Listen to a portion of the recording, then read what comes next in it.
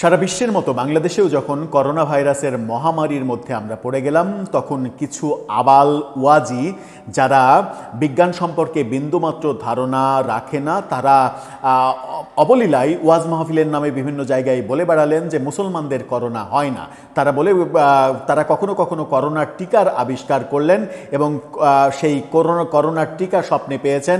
কবুতরের গু, কালোজিরা, এটা ওটা দিয়ে তারা করোনার টিকা আবিষ্কার করলেন।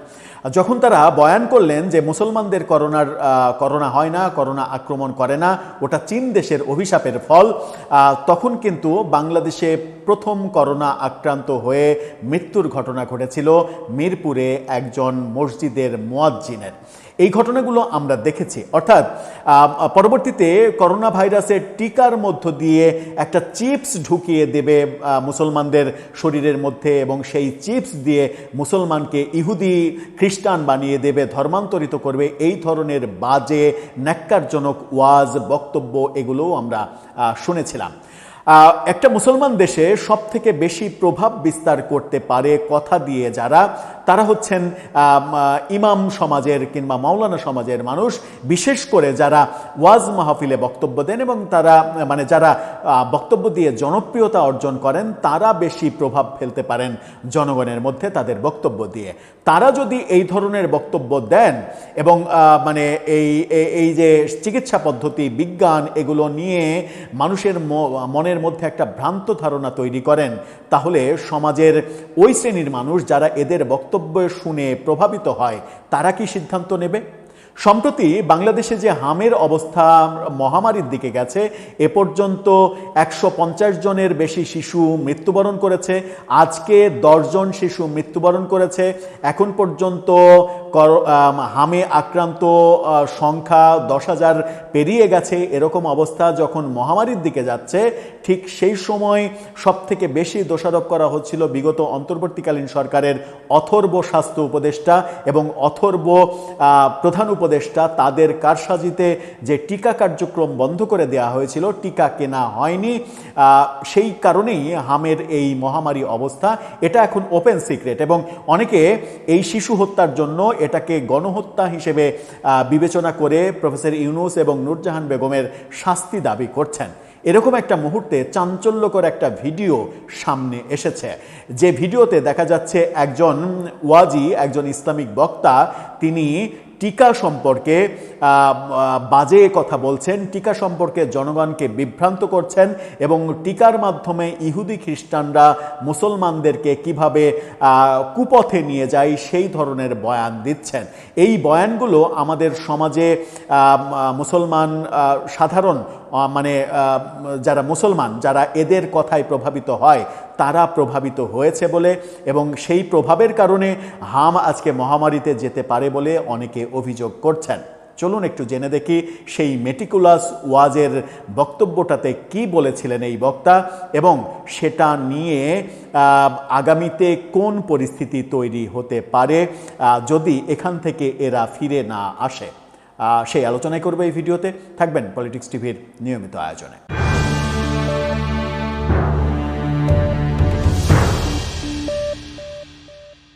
দর্শক, বলছিলাম টিকার ব্যাপারে খুবই বাজে কথা, বিজ্ঞানের ব্যাপারে খুবই বাজে কথা, ইহুদি খ্রিস্টান প্রসঙ্গে বাজে কথা বলা ওয়াজে এবং সেটা সমাজে কিভাবে প্রভাব বিস্তার করে সেই ব্যাপারে।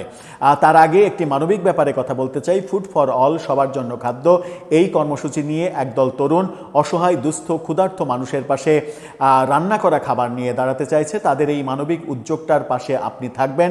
ডেসক্রিপশন বক্সে দেওয়া লিঙ্কে গিয়ে অন্তত চ্যানেলটা সাবস্ক্রাইব করে তাদেরকে অনুপ্রাণিত করবেন, সেই প্রত্যাশা রইল।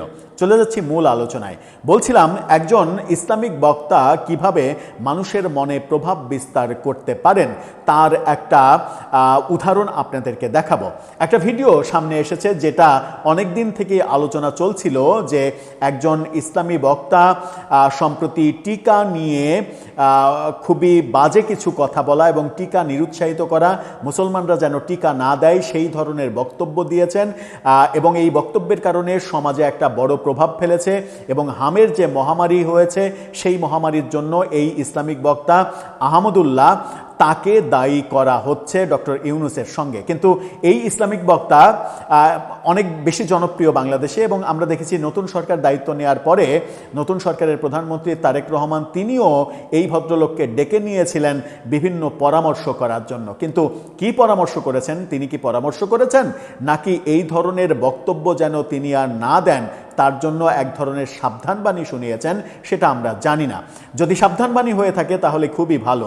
আর যদি এই ধরনের মানুষকে দিয়ে রাষ্ট্রের কোনো কর্মসূচি এগিয়ে নিয়ে যাওয়ার কথা ভাবা হয়, তাহলে আমার মনে হয় যে সরকারের আরও 100 বার ভেবে দেখা উচিত এই ব্যাপারগুলো। একটু বিচ্ছিন্নভাবে তার বক্তব্যটা একটু শুনে আসুন, তাহলে বলতে সুবিধা হবে তিনি কি বলেছেন আদতে ওয়াজের নামে। মানে প্রশ্নোত্তর পর্বে দর্শকের প্রশ্নোত্তরে তিনি তার ইউটিউব চ্যানেলে কি বলছেন, শুনে আসুন। ছোট বাচ্চাদের জন্মের পরপর হোক বা পরবর্তী সময় হোক যে টিকা দেওয়া হয়, এই টিকা নিয়ে নানান আলাপ আলোচনা আছে। অমুসলিমরা এবং পৃথিবীর উন্নত দেশের মানুষজনেরা তারা বহু টিকা, বহু ঔষধ তৈরি করে গরিব, বিশেষ করে মুসলিম জনপদ এই সমস্ত জায়গাগুলোতে পরীক্ষা চালাবার জন্য। এই নির্মম বাস্তবতার কথা এই সময়ে সামান্যতম সচেতনতা আছে এরকম মানুষ মাত্রই জানেন। এই যে টিকাকে নিরুৎসাহিত করা, তিনি বলছেন যে মানে বেধর্মীরা, ইহুদি খ্রিস্টানরা তারা টিকার মাধ্যমে আমাদের মতো অঞ্চলের মানে মুসলমানদের জন্য এক ধরনের কি বলতে চাইলেন, আসলে মূলত তিনি বোঝাতে চাইলেন যে ইহুদি খ্রিস্টানরা টিকার নামে মুসলমানদের শরীরে এক ধরনের ওষুধ প্রয়োগ করে, যে ওষুধের মাধ্যমে মুসলমানরা ইহুদি খ্রিস্টান হয়ে যাবে। ব্যাপারটা এটাই, মানে সাধারণ মানুষ যেটা বুঝবে আদতে এটাই বুঝবে যে টিকা দিলে একজন মুসলমান ইহুদি খ্রিস্টানের তৈরি করা ওই টিকা দিলে ইহুদি খ্রিস্টান হয়ে যেতে পারে, ধর্মান্তরিত হয়ে যেতে পারে। সুতরাং এই ব্যাপারগুলো নিয়ে বিতর্ক আছে, এটা বোঝানোর চেষ্টা করলেন। এই চেষ্টা সমাজে চরমভাবে প্রভাব বিস্তার করে, কারণ এই ভদ্রলোক এই সমাজকে প্রভাবিত করার মতো যথেষ্ট যোগ্যতা রাখেন এবং সেই পরিমাণ তিনি জনপ্রিয়। তার মতো একজন জনপ্রিয় বক্তার এই ধরনের বক্তব্য যে সমাজকে কিভাবে প্রভাবিত করতে পারে, সমাজে কিভাবে মহামারী আনতে পারে, সেটা তিনি যদি না বোঝেন তাহলে বোধহয় রাষ্ট্রের বোঝার সময় এসেছে এবং রাষ্ট্রের এই ব্যাপারে ভেবে দেখার সময় এসেছে। এর আগে করোনার সময় যারা করোনার টিকা ফু দিয়ে, কবুতরের গু দিয়ে করোনার টিকা আবিষ্কার করেছিলেন, যারা বলেছিলেন মুসলমানদের করোনা আক্রমণ করে না, তাদের ব্যাপারেও আমার মনে হয় যে রাষ্ট্রের সচেতন হওয়ার সময় এসেছে, যেটা আওয়ামী লীগ সরকার হতে পারেনি। সেই সতর্কতাটা, সেই সচেতনতাটা বিএনপি সরকারের কাছ থেকে আমরা প্রত্যাশা করতেই পারি। তিনি যখন বলছেন যে ইহুদি খ্রিস্টানরা এই টিকা আমদানি করে, টিকা তৈরি করে, সেখান থেকে তারা মানে পাঠায়, এবং সম্প্রতি তিনি অস্ট্রেলিয়া থেকে বহিষ্কৃত হয়েছেন, অস্ট্রেলিয়া তার ভিসা বাতিল করেছে।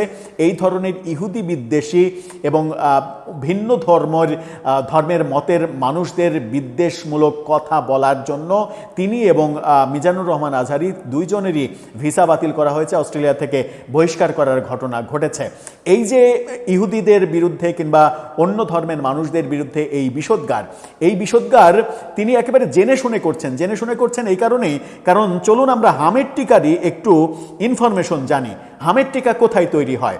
হামের টিকা প্রধানত তৈরি হয় যুক্তরাষ্ট্র, চীন, ভারতে এবং বিভিন্ন উন্নয়নশীল দেশ উৎপাদন করে, যার মধ্যে দক্ষিণ আফ্রিকা রয়েছে। দক্ষিণ আফ্রিকার মেজবায়ো এই টিকাটাও রয়েছে, ভিয়েতনামের পলিভ্যাক এই টিকাটা রয়েছে।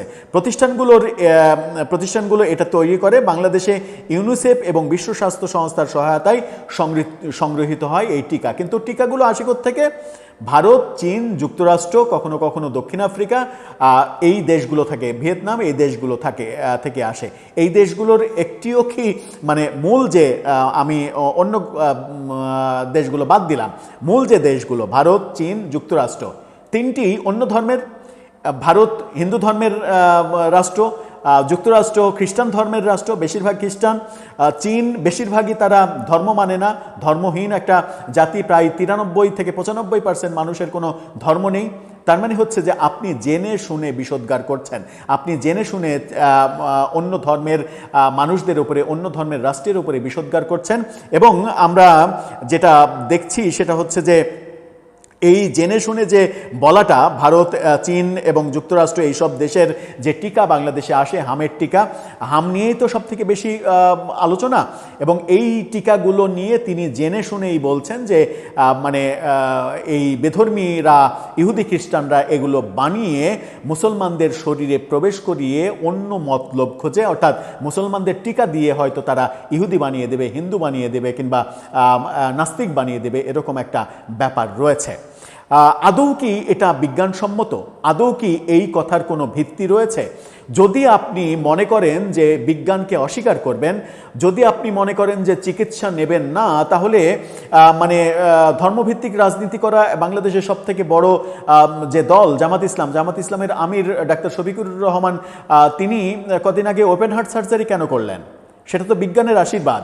ওপেন হার্ট সার্জারি তার করার কথা না, তার তো করার কথা ঝাড়ফুঁক দেওয়ার কথা, দোয়া দরুদ পড়ে বুকে ফুঁ দিলেই তো তার ওপেন হার্ট সার্জারি ঠিক হয়ে যাওয়ার কথা। কিন্তু সেটা তো বাস্তবতা নয়। বাস্তবতা হচ্ছে যে আপনার রোগ হলে আপনাকে চিকিৎসা নিতে হবে, আপনি রুগী হয়েছেন, আপনার চিকিৎসা নিতে হবে। চিকিৎসক মানে এই যে টিকা, এই টিকাগুলো বেশিরভাগই এই আপনি যাদেরকে বেধর্মী বলেন, আপনি যাদেরকে ইহুদি খ্রিস্টান বলে, তারাই তৈরি করে। কই, এই টিকা তো আপনি তৈরি করতে পারেন না, এই টিকা তো পাকিস্তান তৈরি করতে পারে না, এই টিকা তো ইরান তৈরি করতে পারে না, এই টিকা তো সৌদি আরব তৈরি করতে পারে না। কেন পারে না? যাদের যে কাজ তাদের সেটা করার কথা, এবং তারা সেটা করছে। তো তারা সেটা করছে, সেটা আমার চিকিৎসা, আমার উপকারার্থে সেটা গ্রহণ করার পথে বাধাটা কোথায়? আপনি যে মাইক্রোফোন ব্যবহার করে এই মাসলাটা দিচ্ছেন, এই ফতোয়াটা দিচ্ছেন, সেই মাইক্রোফোনটা কি কোনো মুসলমান তৈরি করেছে? আপনি যে ক্যামেরার সামনে বসে থেকে এই ভিডিও করে ইউটিউব চ্যানেলে আপলোড করছেন, সেই ক্যামেরাটা কি কোনো মুসলমান তৈরি করেছে?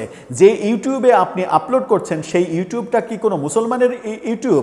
যে ফেসবুকে গিয়ে আপনি বক্তব্য দিচ্ছেন, সেই ফেসবুকের মালিকটা কি মুসলমান নাকি ইহুদি? একবারও এই কথাগুলো মাথায় আসে না, এই কথাগুলো একবারও আপনাদের ভাবনার জগতে আঘাত করে না। শুধুমাত্র এই ধরনের মানে বর্ণবিদ্বেষী, জাতিবিদ্বেষী কথাগুলো বলে আসলে কি ফায়দা? এই যে অস্ট্রেলিয়া আপনাদের ভিসা বাতিল করে দিল, এবং অস্ট্রেলিয়া অভিযোগ করলো আপনারা বর্ণবিদ্বেষী, ধর্মবিদ্বেষী, ইহুদি বিদ্বেষী, মানে এক ধরনের উত্তেজনা ছড়িয়ে থাকেন সারা পৃথিবীতে, বাংলাদেশের সারা পৃথিবীতে এই উত্তেজনাগুলো ছড়িয়ে থাকেন। এ পর্যন্ত আমরা দেখেছি যে ইউএসএ, ইউকে, অস্ট্রেলিয়া সহ বিভিন্ন দেশ থেকে বাংলাদেশের ওয়াজিদের বহিষ্কার করার বিভিন্ন দৃশ্য আমরা দেখেছি বিভিন্ন সময়। এগুলো হচ্ছে কেন? এগুলো হচ্ছে আবার মিজানুর রহমান আজহারিকে এখন রেগুলার পোস্ট করতে দেখছি, এবং তার নামে ফটোকাজ ছড়িয়ে দিতে দেখছি যে তিনি সাম্প্রদায়িক সম্প্রীতিতে বিশ্বাস করেন, অন্য ধর্মের মানুষ, অন্য গোত্রের মানুষকে তিনি পছন্দ করেন, স্বীকার করেন, সম্মান করেন। এই ব্যাপারগুলো বলছেন কেন? বলছেন অস্ট্রেলিয়া বহিষ্কার করেছে বলেই তো আপনার বোধোদয় হয়েছে যে এগুলো বক্তব্য দিয়ে বাংলাদেশে পার পাওয়া গেলেও বহির্বিশ্বে, পশ্চিমা দেশে এই বক্তব্য দিয়ে পার পাওয়া যাবে না, সেখানে গিয়ে ধরা খেতেই হবে। এই যে আপনি টিকা বিরোধী কথা বলছেন, যে টিকা নিলে ইহুদিদের, খ্রিস্টানদের তৈরি করা এটা নিলে মুসলমানদের মানে জাতপাত সব চলে যাবে, এরকম একটা বক্তব্য দেওয়ার চেষ্টা করছেন। এর ফলে মুসলমানদের লাভ হচ্ছে নাকি ওই ইহুদি খ্রিস্টানদের লাভ হচ্ছে? এক ধরনের তাদের মার্কেটিং হয়ে যাচ্ছে।